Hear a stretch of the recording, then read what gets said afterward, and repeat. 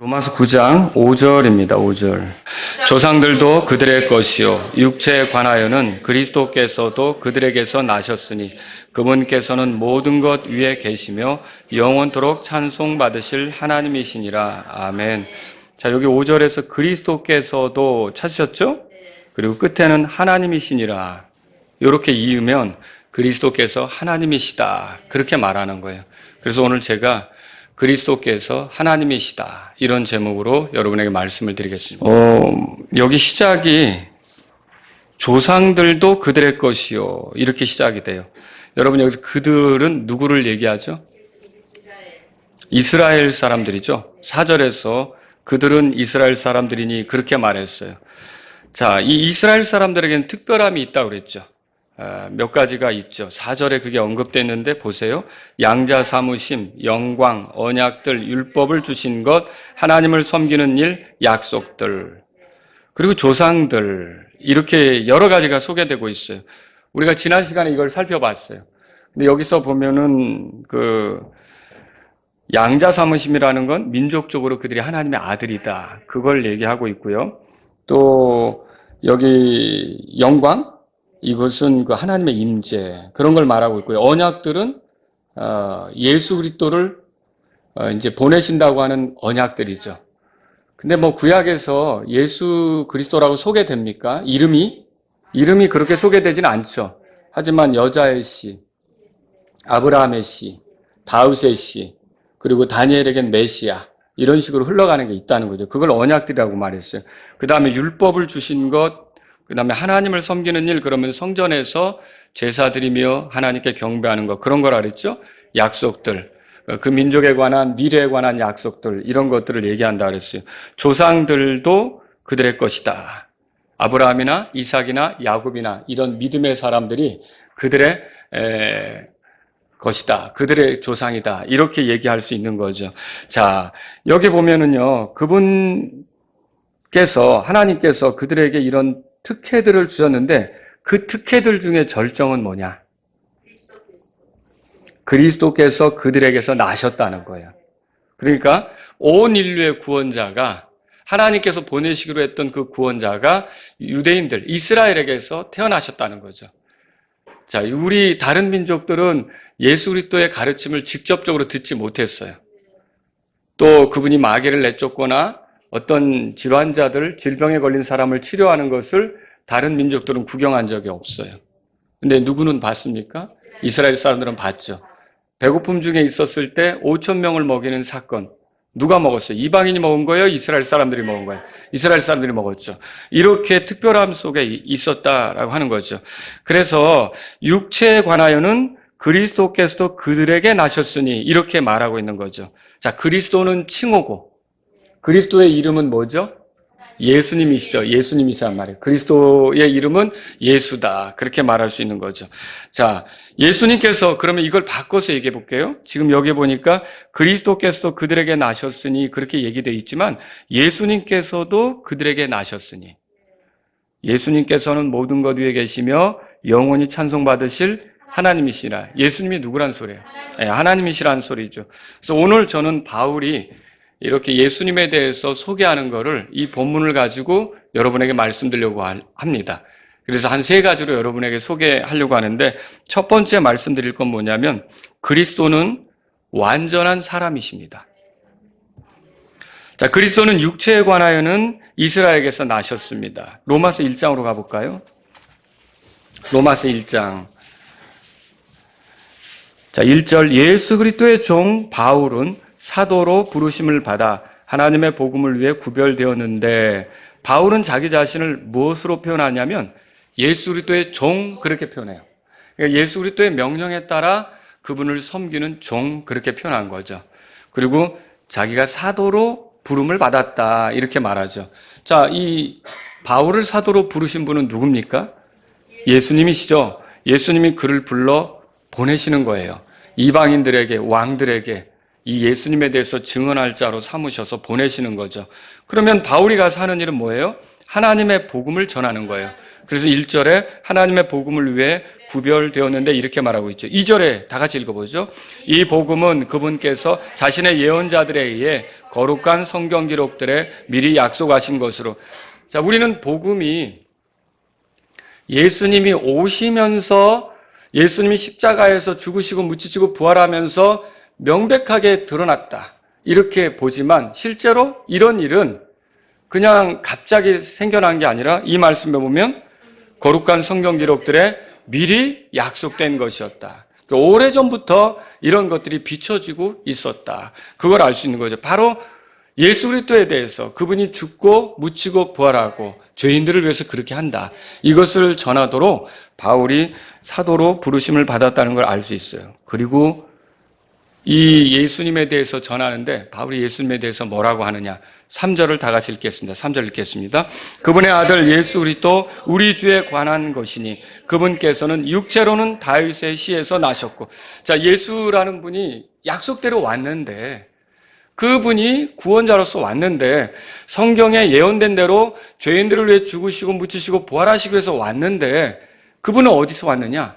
다윗의 씨로 오셨다, 그렇게 말하고 있는 거죠. 그래서 여러분들이 성경을 읽어보면 예수님이 활동하실 당시에 예수님을 만난 어떤 사람들이 예수님을 뭐라고 부르느냐? 예, 다윗의 자손 예수여, 이렇게 부르죠. 그게 바로 약속이 성취되었다, 그걸 말하고 있고요. 이렇게 육체로는 다윗의 씨에서 나셨다, 이 말은 예수님이 완전한 사람이시다, 그걸 말하는 거예요. 그러니까 다윗의 그 집안에서 예수님께서 태어나셨다, 그렇게 말하는 거죠. 자, 그리스도는 완전한 사람이었는데 그럼에도 불구하고 초기 교회에 어떤 이단들은 예수님께서 사람이신 것을 믿지 않았어요. 그래서 가연설이라고 들어보셨어요? 가연설은 뭘 얘기하는 거냐면 뭐뭐처럼 보인다, 그렇게 얘기하는 거예요. 이걸 주장하는 사람들은 그리스 철학의 영향을 받았어요. 근데 그리스 철학에는 신이 죽는다는 걸 생각할 수가 없어요. 그런데 예수님은 죽었죠. 그리고 자꾸 신이라고 우기죠. 그러니까 그러면 신이라면 좋아, 신은 신인데 사람으로 보였을 뿐이다, 사람은 아니었다, 여러분 아시겠죠? 그래서 이 가연설을 주장하는 사람들은 예수님은 사람이 아니고 사람처럼 보였을 뿐이다. 맞아요? 틀려요? 이거 굉장히 잘못된 거죠. 여러분이 성경에서 예수님이 굶주림을 배고프다라든지 또는 목마르다든지 아니면 또는 이렇게 피곤을 느끼신다든지 막 잠에 이렇게 깊이 빠진다든지 이런 것들을 보면 그게 예수님이 사람으로 보인 거예요? 사람인 거예요? 사람인 거죠. 고통도 느끼고 아픔도 느끼고 슬픔도 느꼈다, 그러면 사람인 거예요. 마귀에게 시험을 받았다, 그러면 사람인 거고요. 마귀는 하나님을 시험할 수는 없잖아요. 사람은 시험할 수가 있죠. 사람이신 거죠. 히브리서 기록자는 이렇게 말했어요. 히브리서 4장으로 가보세요. 히브리서 4장.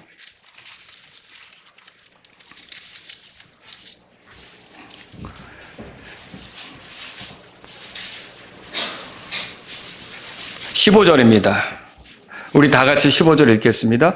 이는 우리에게 계신 대제사장은 우리의 연약함의 감정을 몸소 느끼지 못하신 분이 아니요 다만 모든 점에서 우리와 똑같이 시험을 받으셨으나 죄는 없으신 분이시기 때문이라. 자, 여기 우리에게 계신 대제사장은 누구를 말하는 겁니까? 자, 예수님을 말하는 거죠. 그런데 우리의 연약함의 감정을 몸소 느끼지 못하시는 분이 아니다. 그러면 예수님은 우리가 느꼈던 그 연약함, 이런 것들을 그분이 느끼셨다는 말입니까? 그렇죠. 그러면 그분이 그런 감정을 느끼셨다면 그분은 그냥 사람으로 보인 분이 아니라 사람이신 거예요. 아시겠죠? 사람이신 거예요. 또 히브리서 2장으로 가보세요. 히브리서 2장에도 보면 18절에 다 같이 읽겠습니다. 이는 그분께서 친히 시험을 받아 고난을 받으셨으므로 시험받는 그들을 그분께서 능히 구조하실 수 있기 때문이라. 자, 여기 그분은 또 누굽니까? 이것도 예수님을 말하죠. 예수님이 친히 시험을 받으셨다고 그랬어요. 그 사람으로서 마귀의 그런 그 시험, 이걸 받으셨다는 말이죠. 그 예수님께서 사람이셨던 것을 우리가 알 수 있는 것이죠. 그래서 이게 예수님이 사람이시라는 것은 우리가 잊으면 안 되는 거죠. 예수님이 사람이시니까 우리 죄 때문에 죽을 수도 있고 피 흘리실 수도 있었던 거죠. 예수님이 사람이라고 믿지 않으면은 이거는 우리 구원 문제가 해결될 수가 없어요. 어디서 희생물을 구해요? 어디서 피를 흘릴 자를 구하냔 말이죠. 그래서 여러분, 예수님은 완전한 사람이십니다. 그걸 오늘 본 말씀으로 돌아가 보시면 로마서 9장 5절에서 육체에 관하여는 그리스도께서도 그들에게 나셨다. 그러니까 육체로 태어나셨다. 육체로 오셨다. 육체를 가지셨다. 사람이셨다. 그렇게 말하고 있는 거죠. 두 번째로 말하고 싶은 것은요, 그리스도는 완전한 하나님이십니다. 자, 그리스도가 사람이 아니다라고 주장한 이단들이 있었다 그랬잖아요. 그 가연서를 주장하는 사람들. 근데 반대로 이 마지막 때는 더 어떤 걸 주장하냐면 그리스도가 하나님이 아니라고 주장하는 이단들이 득실거려요. 16세기에 살았던 소시아누스라고 하는 사람이 있었어요. 이 사람은 삼위일체 하나님을 믿지 않고 일신론을 믿었어요. 이제 이 사람을 따르는 사람들을 우리가 소시니안주의자들 이렇게 부르는데, 이 사람들의 특징은 뭐냐? 여호와 증인들처럼 예수님을 하나님으로 믿지 않는 거예요. 자, 이게 올바른 거 아니지 않습니까? 자, 그런데 이 사람들이 그렇게 아무리 주장해도 성경을 보면 예수님께서 하나님이시라고 말하는 곳을 많이 찾을 수가 있어요. 여러분, 그렇게 볼 수 있겠죠? 특히 이제 유대인들 경우는요, 이 하나님에 대한 그 유일신 사상, 하나님은 한 분이시다라고 하는 생각이 굉장히 강했고요. 그리고 여호와라고 이름조차 거명하기가 어려울 정도였어요. 그래서 성경 기록자들도 성경을 이렇게 필사하다가 그 이름이 나오면 가서 씻고 오고 그 이름을 함부로 발음하기도 어려워했던 거죠. 그런데 이런 유대인들이 예수님을 믿고 나서는 어떻게 됐느냐? 그들의 전통과 관습에 따르면 사람을 하나님이라고 부르는 것은 있을 수가 없는 일이거든요. 그런데 이렇게 하나님이라고 부르는 것은 있을 수 없는 일인데, 그럼에도 불구하고 예수님에 대해서는 뭐라고 고백했을까요? 나의 주시며 나의 하나님이십니다. 이렇게 고백할 수가 있었던 거죠. 그러니까 초기 교회에도 이 그리스도를 하나님이라고 불렀던 게 이렇게 자연스럽게 교회 안에 있었던 거예요. 예를 들자면 마태복음을 보면 마태복음 1장 23절 들어보세요. 보라, 처녀가 아이를 가져 아들을 낳을 것이요 그들이 그의 이름을 임마누엘이라 부르리라 하셨나니, 이것을 번역하면 우리와 함께 계시는 하나님이라 그랬어요. 자, 예수님의 다른 이름을 임마누엘 그렇게 말했어요. 근데 임마누엘의 뜻이 뭐예요? 우리와 함께 계시는 하나님, 그 말이에요. 자, 여자에게서 나신 분, 그리고 사람들 가운데 거하셨던 그분, 그리스도잖아요. 그분의 정체가 뭐냐? 하나님이시다, 그렇게 말하는 거죠. 그러니까 이 초기 교회 성도들은 마태가 쓴 그런 글들을 읽으면서, 복음서를 읽으면서, 예수님에 대한 증언을 읽으면서 자연스럽게 하나님께서 보내셔서 이 땅에 오신, 처녀가 낳으신 그분, 예수, 그분께서 그리스도이시며 하나님이시다라는 걸 자연스럽게 받아들였다는 거죠. 또 요한복음에 보면, 요한복음 1장에 가보세요. 요한복음 1장에 펴보세요, 여러분.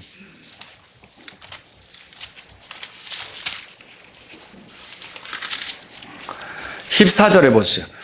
그리고 말씀이 육신이 되어 우리 가운데 거하심으로, 그렇게 써 있었어요. 자, 여기 말씀이 육신이 되었다, 그렇게 돼 있어요.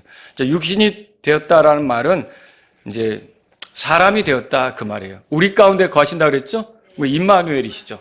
우리 가운데 거하시는 분이 된 거죠. 그 말씀이 육신이 됐는데 그 말씀이 누구냐는 거예요. 1장 1절에 보세요. 여러분, 이거 그리스도 말하는 거죠?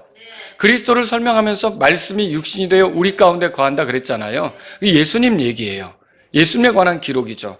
그런데 1절에 다 같이 읽습니다. 태초에 말씀이 계셨고 그 말씀이 하나님과 함께 계셨으며, 뭐라고 돼 있어요? 그 말씀이 하나님이셨느니라. 그러니까 하나님이신 그분이 육신이 되어 우리 가운데 거하신다. 그러니까 우리 가운데 거하시는 그분은 임마누엘이죠. 하나님이죠. 그래서 요한도 이렇게 예수님께서 하나님이시라는 걸 말했고요. 요한복음 20장 28절에 가보면 부활하신 예수님을 목격하지 못한 도마, 다른 제자들은 목격하고 좋아했는데 그 목격하지 못했던 도마에게 예수님이 다시 나타나셨을 때 그 예수님을 만져보고 예수님을 보고는 도마가 한 말이 있었죠. 뭐라 그랬어요? 나의 주시며 나의 하나님이십니다. 그래서 초기 교회는 그리스도를 하나님이라고 고백했다라고 하는 거죠. 여러분도 이 그리스도에 대해서, 예수님에 대해서 하나님이라고 고백하실 수 있겠습니까? 예, 예수님은 하나님이신 거죠. 사도행전 20장에 가보세요. 사도행전 20장. 바울이 에베소 교회 장로들을 불러서 그들에게 권면했던 말이 여기 기록되어 있습니다. 그들 중에 한 구절을 보려고 합니다. 그것들 중에 한 구절 28절을 보려고 하는데 다 같이 한 목소리 읽겠습니다. 그러므로 너희 자신과 모든 양떼에게 주의를 기울이라. 성령님께서 너희를 그들의 감독자로 삼으사 하나님의 교회 곧 그분께서 자신의 피로 사신 교회를 먹이게 하셨느니라. 그렇게 돼 있어요. 자, 하나님의 교회 그렇게 돼 있죠. 영어 성경을 가지신 분들은 그렇게 찾을 수가 있어요. 그리고 하나님이 누구냐? 그분은 자신의 피로 교회를 사셨다. 이렇게 돼 있어요. 그 뒤에. 자신의 피로, 그분 자신의 피로 교회를 위해 값을 치르셨다, 사셨다, 이렇게 돼 있단 말이에요. 그러면 여기서 하나님이 피로 교회를 사셨다는 말이 되는데, 실제로 십자가에서 피 흘리신 분이 누구예요? 예수 그리스도시잖아요. 그럼 이건 예수 그리스도가 하나님이시라는 말이 되는 거죠. 아시겠죠? 자, 이렇게 성경은 여러 군데에서 예수님이 하나님이심을 말합니다. 디도서도 보세요. 디도서 2장 펴보겠습니다. 디도서 2장. 13절입니다. 다 같이 한 목소리로 읽겠습니다. 13절. 저 복된 소망과 위대하신 하나님이신 우리 구주 예수 그리스도의 영광스러운 나타나심을 기다리게 하셨기 때문이라 그랬어요. 자, 여기에 보면 그 영어 성경을 가지고 계신 분은 이렇게 돼 있을 거예요. 영광스러운 나타나심인데 위대하신 하나님의 영광스러운 나타나심 그렇게 돼 있어요. 영어 성경에 보면. 위대하신 하나님. 그러면은 여러분 장차 나타나실 분은 누구라고 우리가 알고 있습니까? 예수 그리스도라고 알고 있죠. 그래서 이거는 하나님이라고 표현을 했지만 예수 그리스도에 관한 말씀이다라고 하는 거죠. 그러니까 위대하신 하나님의 영광스러운 나타나심이라고 했으니까 결국은 앞으로 나타나실 그 예수님이 누구란 말이에요?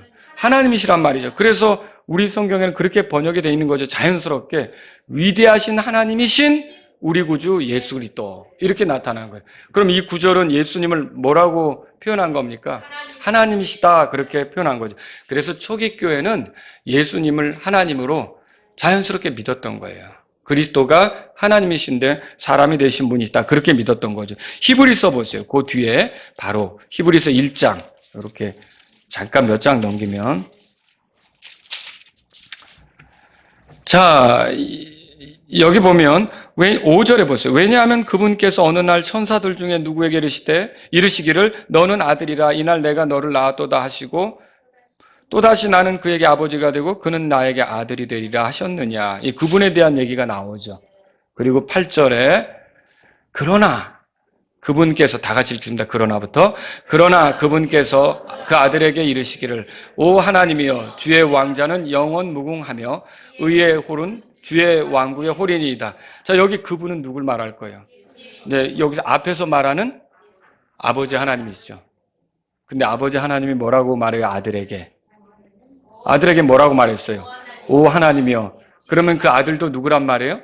예, 하나님이시다. 그걸 우리가 성경에서 알 수 있는 거죠.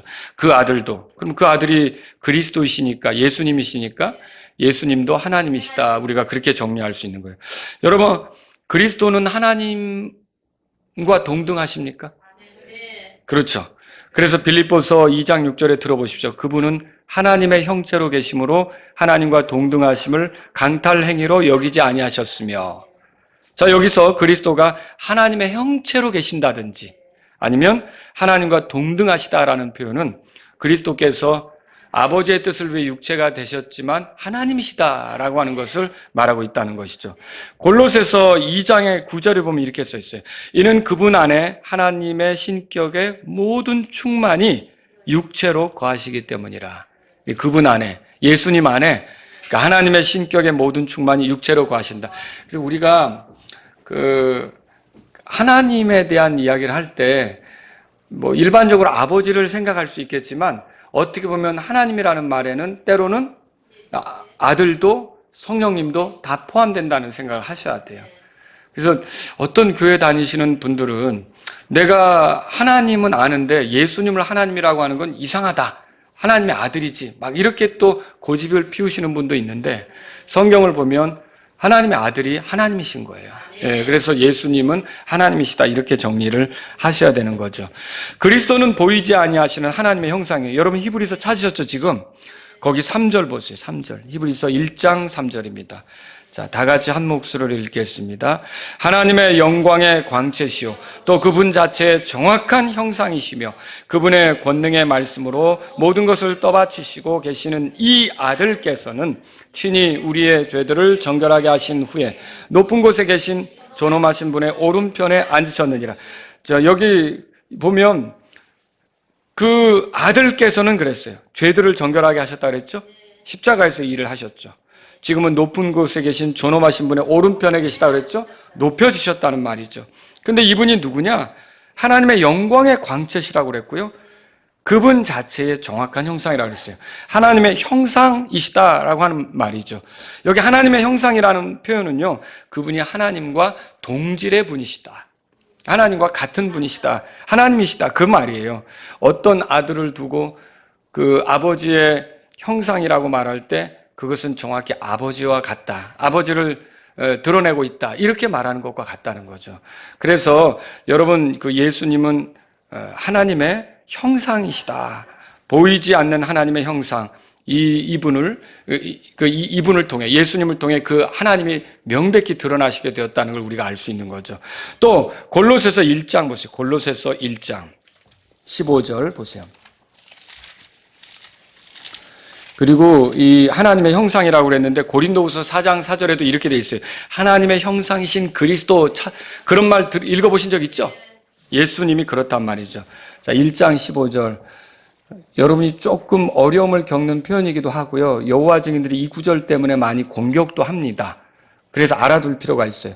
15절에 그분께서는 보이지 아니하시는 하나님의 형상이시오. 이건 여러분이 이해하겠죠. 그리고 근데 여기서 조금 여러분이 걸릴 수가 있어요. 모든 피조물에 처음 나신 분이시라. 이게 뭔 말일까? 자, 우리 16절, 17절 다 같이 읽습니다. 이는 하늘에 있는 것들과 땅에 있는 것들, 보이는 것들과 보이지 아니하는 것들, 곧 그것들이 왕자들이든 통치들이든 정사들이든 권능들이든 모든 것들이 그분에 의해 창조되었기 때문이라. 모든 것들이 그분에 의해 그리고 그분을 위해 창조되었느니라. 또 그분께서 모든 것보다 먼저 계시고 모든 것이 그분에 의해 존재하느니라. 16절, 17절에 보면 모든 것이 그분에 의해 창조되었다. 그분은 예수님이죠. 모든 것들이 그분에 의해 그리고 그분을 위해 창조되었다. 그분은 예수님이죠. 그리고 그분께서 모든 것보다 먼저 계시고 모든 것이 그분에 의해 존재한다. 예수님 얘기죠. 이거 16절, 17절만 보면 예수님이 하나님이신 걸 이해하시겠어요? 예수님이 하나님이신 거죠. 근데 이제 15절에서 모든 피조물에 처음 나신 분이시다 그러니까 여호와 증인들은 봐라 피조물이 아니냐. 예수님은 하나님이 아니시다. 이제 이렇게 얘기한다는 거죠. 근데 여기 모든 피조물에 처음 나신 분이다. 그 처음 났다라는 의미가 가장 먼저 존재한다는 그런 의미도 있고요. 또 어떤 의미도 있냐면 가장 뛰어나다라는 의미도 있어요. 그리고요, 특별한 위치에 있다.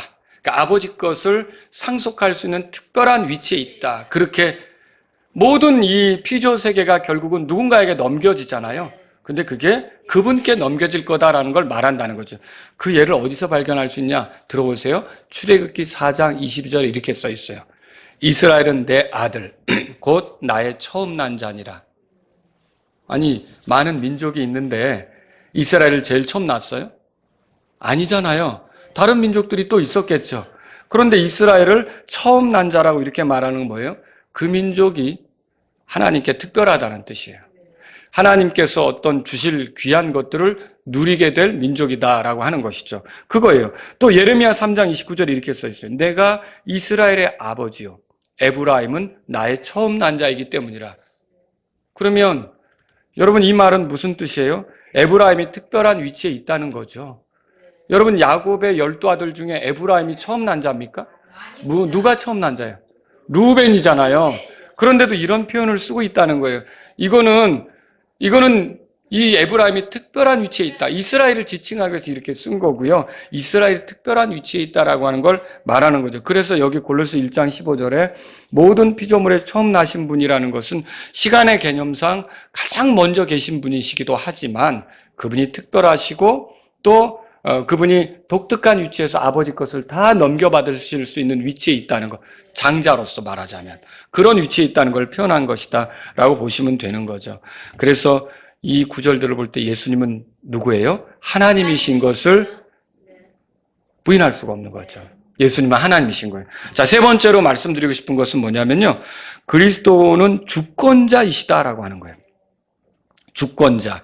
로마서 9장 5절로 돌아가 보면 이렇게 돼 있죠. 조상들도 그들의 것이요 육체에 관하여는 그리스도께서도 그들에게서 나셨으니. 자, 여기서 중요한 거예요. 그분께서는 모든 것 위에 계시며 영원히 찬송받으실 하나님이시니라. 여러분과 제가 그러니까 나보다 높은 위치에 있는 어떤 권위를 둘 수가 있어요. 뭐 직장에서는 내가 상사 말을 들어야죠. 그렇지 않습니까? 그리고 뭐 어떤 단체에서는 또 권위를 가진 사람이 있을 수 있는 거고. 그런데 나보다 높은 위치에 있는 어떤 권위가 있을 수는 있는데 여기 이 5절에 보니까 뭐라고 돼 있어요? 모든 것 위에 계시는 분이 있다 그랬죠? 이 말은 모든 어떤 높은 것이 있다 할지라도 다 예수님 아래에 있다는 거예요. 그러니까 예수님이 누구예요? 최고의 주권자예요. 최고의 권위자고 최고의 주님이시라는 거죠. 우리가 그분께 따라야 되는 거예요. 고린도전서 15장 가보세요. 고린도전서 15장 거기에 보면 이렇게 써 있습니다. 15장 28절입니다. 자, 나중에 모든 것이 하나님께 이제 굴복할 때가 있어요. 자, 28절 다 같이 읽습니다. 또 모든 것이 그분께 굴복당할 때에는 아들도 모든 것을 자기 아래 두시는 그분께 친히 복종하시리니 이는 하나님께서 모든 것 안에서 모든 것이 되려 하심이라 그랬어요. 자, 모든 것이 굴복당할 때가 있다고 그랬는데 여기서 중요한 표현은 이거예요. 아들도 모든 것을 자기 아래 두시는 그분께. 모든 것을 자기 아래 두시는 그분께 할 때 모든 것이 아들 안에 있게 하셨다는 거예요. 아들 안에 두시는 그분이 있다는 거예요. 하나님이시죠. 여러분, 모든 남자의 머리는 그리스도시고 그리스도의 머리는 하나님이시고 읽어보시죠. 그런 권위를 얘기하는 거죠. 그런데 여기서 결국 모든 것들이 그리스도 그 아래에 있다는 거, 그분 아래 두셨다는 거, 이거를 우리가 여기서 발견하게 되는 거죠. 그러니까 아무리 높아도 주님 아래에 있는 거예요. 여러분 아시겠죠? 이건 뭘 얘기하고 있어요? 주님이 최고의 주권자시라는 거죠. 빌립보서 2장에 가보세요. 빌립보서 2장에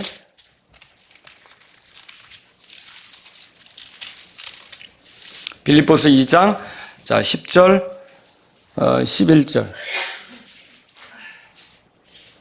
9절은 제가 읽을게요. 그런즉 하나님께서도 그분을 높이 올리시고 그랬죠?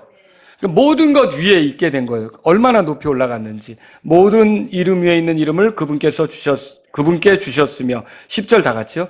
이로써 하늘에 있는 것들과 땅에 있는 것들과 땅 아래에 있는 것들의 모든 무릎이 예수라는 이름에 굴복하게 하시고 또 모든 혀가 예수 그리스도를 주라 시인하여 하나님 아버지께 영광을 돌리게 하셨느니라. 예수님은 사람이시고요.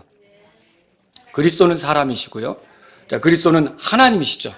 근데 그 하나님이 왜 사람이 되셨느냐? 우리를 구원하기 위해서. 그 목적으로. 그리고 우리가 구원받으면 이제는 그분을 최고의 주권자로, 왜냐하면 하나님이 그렇게 세우셨거든요. 최고의 주권자로 인정하고 살도록 우리를 위해 이 땅에 오신 거라는 거죠. 여러분, 여기 빌립보서 2장 10절, 11절에 보니까 모든 그 무릎이 예수라는 이름에 굴복하게 되었어요. 모든 혀가 예수 그리스도를 주라고 시인하게 하셨던 거죠. 그래서 하나님 아버지께 영광을 돌리게 하셨다 이렇게 말하고 있어요.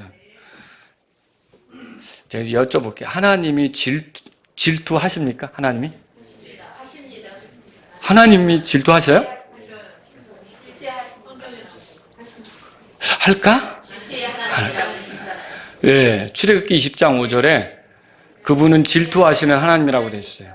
그러니까 하나님께로 향할 것이 다른 데로 향하면 그분은 질투하실 수밖에 없어요. 더군다나 우상들에게 그렇게 한다. 하나님 몹시 화가 나실 수 있죠. 참된 것도 아닌데 그 거짓된 것에 그렇게 마음을 두고 이렇게 빼앗기고 하나님께로 향하지 않는다면 하나님은 질투하실 수밖에 없다는 거죠. 그런데 하나님은 우리가 예수님을 높이는 것에 대해서 질투할까요? 아니죠. 그리고 예수님을 주라고 고백하고, 옛날엔 구약시대는 하나님께 주라고 했는데 예수님을 주라고 고백하는 걸 하나님 질투하실까요? 아니, 그렇게 하기를 원하신다고 써 있어요. 그게 하나님께 영광이 된다고 써 있어요. 그러니까 이 예수님께서 최고의 주권자로 세워진 거죠. 누가 그렇게 세우셨어요? 하나님께서 그렇게 세우신 거예요. 더군다나 우리의 찬송을 받으실 분은 하나님이시잖아요. 근데 우리가 예수님을 찬송해요. 이거에 대해서 하나님이 아버지가 질투를 느끼십니까? 아니에요. 예수님 찬송하는 거, 예수님 찬양하는 거, 예수님 높이는 걸 하나님은, 아버지는 되게 기뻐하시는 거예요. 자, 요한계시록 5장 가보세요. 요한계시록 5장.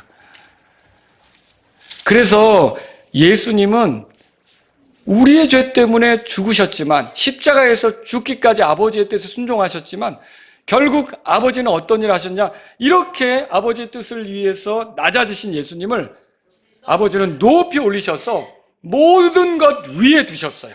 모든 것 위에 두셔서 모두가 그분의 권위를 인정하고 살아가도록 그렇게 한 거죠. 자, 13절에 또 내가 들으니 하늘에서와 땅 위와 땅 아래에 있는 모든 피조물과 바다에 있는 것들과 그것들 안에 있는 모든 것들이 이르기를, 여기서부터 다 같이 읽습니다. 시작. 그 왕자에 앉으신 분과 어린 양께 찬송과 존귀와 영광과 권능이 영원 무궁토록 있기를 원하나이다 하더라. 자, 여기 보면 왕자에 앉으신 분, 아버지 하나님, 그 어린 양. 이 어린 양은 누구예요? 예수님의 다른 이름이죠. 십자가에서 우리 죄 때문에 희생당하신 분을 우리가 어린 양 그렇게 불러요. 그런데 그 아버지께, 우리가 하나님께도 영광을 돌리지만 어린 양께 찬송과 존귀와 영광과 권능, 이걸 영원 무궁토록 돌려드릴 수 있게 된 거죠. 그래서 오늘 로마서 9장 돌아가 보세요. 본문 말씀에 그분께서는 그래서 모든 것 위에 계시며 뭐라고 돼 있어요? 영원토록 찬송받으실 하나님이시니라. 예수님이 영원토록 찬송받으실 하나님이시라는 거예요. 여러분이 예수님을 찬송하는 거는 잘하는 거라는 거죠. 하나님이 그것 때문에 나한테 찬송하지, 자꾸 예수님을 찬송하지, 이렇게 못마땅하게 여기고 그렇게 하지 않으신다는 거예요. 그리고 예수님을 찬송하는 게 하나님이 영광 받으시는 거예요. 예수님을 높이는 것이 하나님이 기뻐하시는 일이란 말이죠. 그래서 여러분, 오늘 우리가 이 말씀 9장 5절을 통해 예수님이 어떤 분인지를 보게 되는데, 예수님은 사람이십니다. 또 이것도 여러분에게 여쭤볼 수 있어요. 그 예수님은 사람으로 오셨지만 죽으시고 부활하셔서 더 이상 사람이 아니십니까? 여전히 사람이십니다. 지금도 하늘에 계시는데 사람으로 계신 거예요. 자, 하나님이신데 우리와 영혼을 보내기 위해서 스스로 사람이 되신 거예요. 우리는 그 예수님을 통해 하나님의 아들들이 되게 하시고요. 이거 얼마나 놀랍습니까? 우리가 저 지옥의 불 속에서 그 아래서 헤매야 되는데, 이 하나님의 아들께서, 하나님께서 사람이 되셔서 우리를 건져주시고 우리를 하늘에 앉히우시고 우리를 높이 올려주셨던 거죠. 이건 대단한 은혜 아닙니까? 여러분, 오늘 우리는 이스라엘 안에서 태어나신 그리스도께서, 이스라엘 안에서 태어났으니까 사람이지만 본래는 이제 하나님이시고, 지금도 하나님이시죠. 지금도 하나님이세요. 하나님이시면서 사람이신 건 변함이 없죠. 그리고 최고의 주권자이심, 높임 받으셔야 되고 찬송 받으셔야 되고 우리가 그분을 따라야만 하는 그런 최고의 그 모든 것 위에 계시는 그분이라는 걸 말씀을 통해서 보았어요. 그런데 유대인들의 비극은 뭡니까? 이 그리스도가 왔는데 알아봤어요? 못 알아봤어요? 그게 그들의 가장 큰 비극이었던 거예요.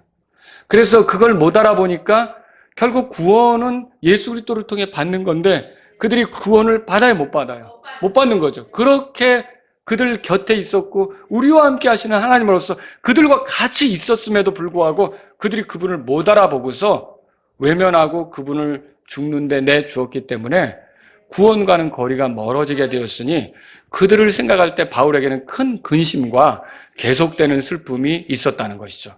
근데 이게 오늘날 우리에게는 어떻게 적용이 될 수 있습니까? 굉장히 하나님의 영향력을 미치는 그런 환경에 살면서 예를 들어 나는 모태신앙이다 라고 말할 수도 있고요. 우리 집안에는 예수님을 믿는 사람들이 너무 많다. 우리 집안에 목사가 몇 명 있고 장로가 몇 명 있고 이렇게 얘기할 수도 있고요. 나는 주일날마다 가서 예배 드린다. 이렇게 말할 수도 있고요. 난 성경을 여러 번 읽어봤다. 그리고 성경이 뭘 말하는지도 알고 있다. 거기에 보니까 이렇게 하면 좋다. 저렇게 하면 나쁘다. 이런 것들도 있다더라. 그리고 내가 확인도 했다. 이렇게 아무리 얘기를 해도 결국 예수님께서 하나님이시고 사람이 되셨는데 우리를 구원하시게 그렇게 하셨고 그분이 나의 주권자가 되신다는 것을 믿지 않는다면 여러분 그거는 그 사람에게 큰 근심, 슬픔을 주님께 안겨드리는 것과 같다는 거죠. 사역자들에게 그렇게 안겨다 주는 것과 같다는 거죠. 오늘 우리는 이스라엘 사람들과 달리 하나님으로부터 멀리 떨어져 있었어도 과거에 이방인이니까. 근데 예수님이 하나님이신 것을 믿으십니까? 사람이 되신 걸 믿으십니까? 나를 구원하게 그렇게 한 걸 믿으십니까? 이제 내 삶에서 뭐 나보다 높은 것이 많지만 모든 것 위에 가장 높으신 분이 예수님이라고 믿으십니까? 그분이 내게 최고의 권위자이고 내가 그분을 높이며 그분을 찬송하며 그분을 위해 살아가는 것이 내 삶이라고 인정하실 수 있겠습니까? 그럼 행복한 사람이죠. 행복한 사람이에요. 그러면 우리의 나머지 삶은 어떻게 해야 될까요? 이것이 우리에게 어떤 교훈을 주고 어떤 위로가 될까요? 여러분 예수님이 사람이 되셨다는 건요. 우리 형편을 너무도 잘 안다는 뜻이에요. 내가 느끼는 슬픔, 내가 느끼는 고통, 내가 느끼는 괴로움, 내가 느끼는 여러 가지 그 감정적인 거 있잖아요. 동병상련이라고 그러죠. 예수님은 충분히 그런 것들을 같이 공감하실 수 있는 분이 되신다는 거죠. 이게 얼마나 대단합니까? 누군가에게 얘기를 해도 그 사람이 나와 같은 걸 느끼지 못했으면 그게 이해가 안 될 수도 있는 거죠. 다른 쪽으로만 얘기를 하고. 그런데 내가 겪은 아픔을 그 사람도 겪었더라. 그럼 내가 그걸 꺼내놓을 때 자신도 그렇게 아팠던 적이 있으니까 나를 위로해 줄 수 있지 않겠습니까? 그런 것처럼 예수님은 감정적으로 우리가 겪을 수 있는 것들을 다 겪어보셨기 때문에 여러분의 아픔을 주님께 말씀드린다면 주님이 그게 뭔 말인지 모르겠다 이렇게 하시지 않는다는 거죠. 얼마나 힘드냐, 얼마나 괴로우냐 내가 다 안다. 여러분 이렇게 주님은 우리를 충분히 이해하실 수 있는 분이 되신다는 거죠. 이런 분에게 우리가 섬기는 분이 이게 옮겨 다녀야 되는 그런 우상들과는 달라요. 그냥 말을 시켜도 대답 못하는 그런 우상들과는 달라요. 그리고요 요즘엔 또 이제 AI 신이 나올지도 모르겠어요. 근데 다 입력한 대로 대답하겠죠. 그렇죠? 다 집어넣은 대로 대답하겠죠. 그런데 예수님은 그런 분이 아니시라는 거죠. 우리의 모든 감정을 다 알고 계시고 우리가 경험한 것들을 이해하시기 때문에 충분히 우리를 도우실 수 있는 분이 되신다는 거죠. 그렇다면 여러분 이런 분을 알 때 어떻게 하시겠어요? 때를 따라 돕는 은혜를 얻기 위해 은혜의 왕자로 담대히 나아가는 것이 필요하다는 거죠.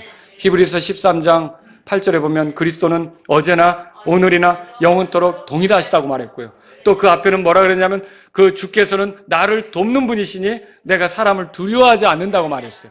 그러니까 여러분과 제가 이런 그리스도를 나를 잘 이해하시는 그리스도를 섬긴다면 낙심하지 말고 주님께 호소하라는 거죠. 또 여러분 그리스도는요 하나님으로서 우리의 형편을 너무도 잘 아십니다. 그분은 남들이 내가 발설을 안 해서 모르는 그런 것도 나를 다 아시죠. 전지하신 분 아닙니까?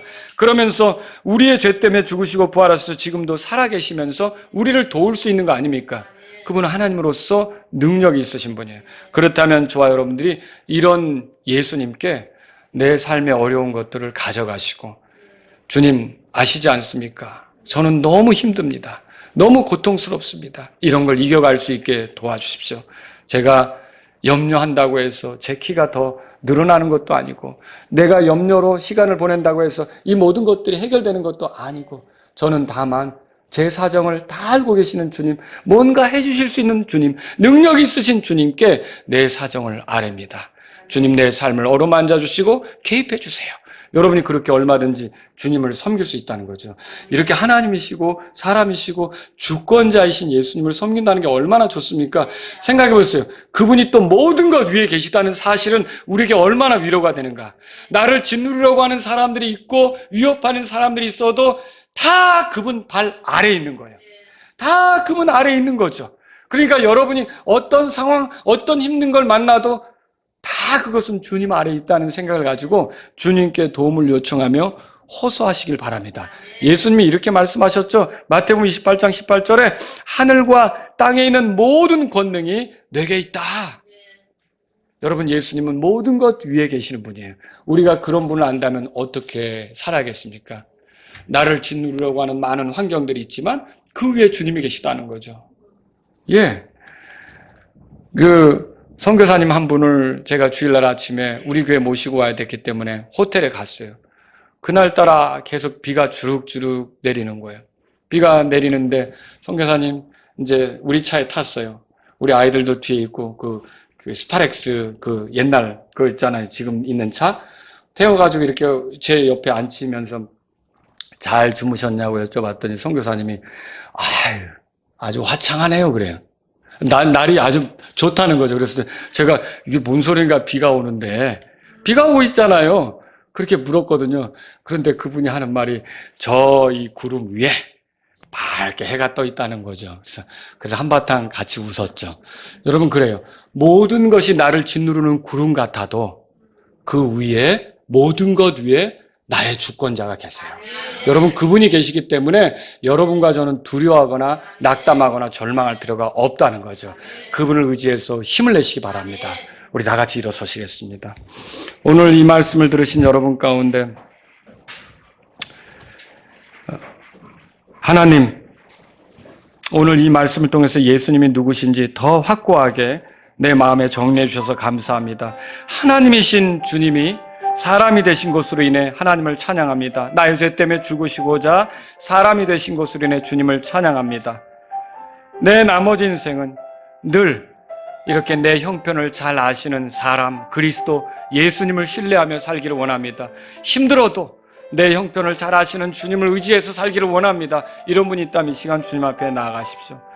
또 내 형편에 대해 개입하실 수 있는 하나님, 능력을 베푸실 수 있는 하나님, 긍휼이 많으셔서 도우실 수 있는 하나님을 내가 믿기 때문에 이 하나님을 의지해서 나아가기를 원합니다. 이런 분이 있다면 이 시간 주님 앞에 나아가십시오. 나를 짓누르는 많은 것들이 있지만 그 모든 것 위에 계시는 주권자 예수님이 계시기 때문에 나는 감사하면서 살아가기를 원합니다. 이런 분이 있다면 이 시간 주님 앞에 나아가십시오.